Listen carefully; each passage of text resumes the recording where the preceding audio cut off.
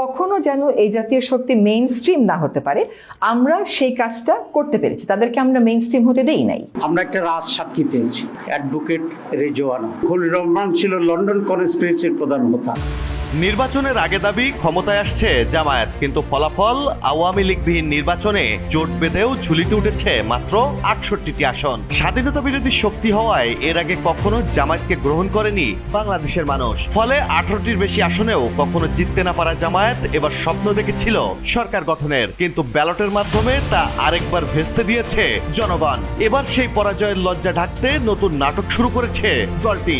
নির্বাচনের পর থেকেই তারা প্রশ্ন তুলছে ইলেকশন ইঞ্জিনিয়ারিং এর। এখন প্রশ্ন, রাজনৈতিক বাস্তবতা না মেনেই কি তবে এমন অভিযোগ তুলছে জামায়াত ইসলামী? অন্তর্বর্তী সরকারের সাবেক উপদেষ্টা সৈয়দা রিজওয়ানা হাসানের একটি বক্তব্যকে ইস্যু বানিয়ে জামায়াত নতুন করে ইলেকশন ইঞ্জিনিয়ারিং এর প্রোপাগান্ডা ছড়ানোয় মেতে উঠেছে। এমনকি সাবেক উপদেষ্টা রিজওয়ানা ও খলিলুর রহমানকে গ্রেফতারের দাবিতে রাজধানীতে বিক্ষোভ করেছে দলটি। কিন্তু বিতর্কের সূত্র কোথায়? একটি টেলিভিশন সাক্ষাৎকারে মাজারে হামলা, বাউল নির্যাতন, নারীদের নিয়ে কটূক্তি, এই প্রশ্নের জবাবে রিজওয়ানা বলেছিলেন ইউনূসের শাসনামলে উগ্রপন্থী ধর্মীয় শক্তিকে মেইন স্ট্রিম অর্থাৎ মূলধারায় আসতে দেওয়া হয়নি।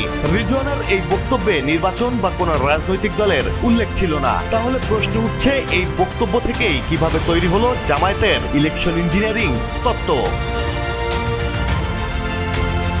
সমালোচকরা বলছেন, সামাজিক যোগাযোগ মাধ্যমে সংগঠিত প্রচারণার মাধ্যমে রিজওয়ানার বক্তব্যকে বিকৃতভাবে ছড়িয়ে দেয় জামায়াতের বট বাহিনী। তারপর থেকেই সাবেক দুই উপদেষ্টা রিজওয়ানা হাসান ও বর্তমান পররাষ্ট্রমন্ত্রী খলিলুর রহমানকে নিয়ে নোংরা খেলায় মেতে ওঠে জামায়াত। রাজনৈতিক পর্যবেক্ষকরা বলছেন, নির্বাচনের আগে সারা দেশে বিরাট প্রচারণা চালিয়েছিল জামায়াত ইসলামী। দাবি করা হয়েছিল সরকার গঠন করবে তারাই, কিন্তু ভূমিধস পরাজয়ে খোদ জামায়াত আমিরের মাঝেই তৈরি হয় হতাশা। দলের ভেতরেই ওঠে নেতৃত্ব নিয়ে নানা প্রশ্ন। ভোটের আগে কি নেতৃত্ব ভুল হিসাব কষেছিল?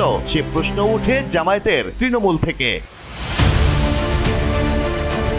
ভোটে ভূমিধস পরাজয়ের পর বর্তমান পরিস্থিতিতে জামায়াতের ইলেকশন ইঞ্জিনিয়ারিং তত্ত্ব কেবলই রাজনৈতিক ব্যাখ্যা নয়, বরং ব্যর্থতা ঢাকার চেষ্টা।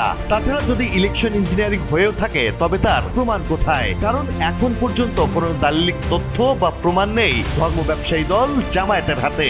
বরং কিছু আসনে ফল পুনর্গণনা হলে জামায়াত প্রার্থীদের হারের ব্যবধান আরো বাড়তে পারে বলেও মনে করছেন নির্বাচন বিশ্লেষকরা।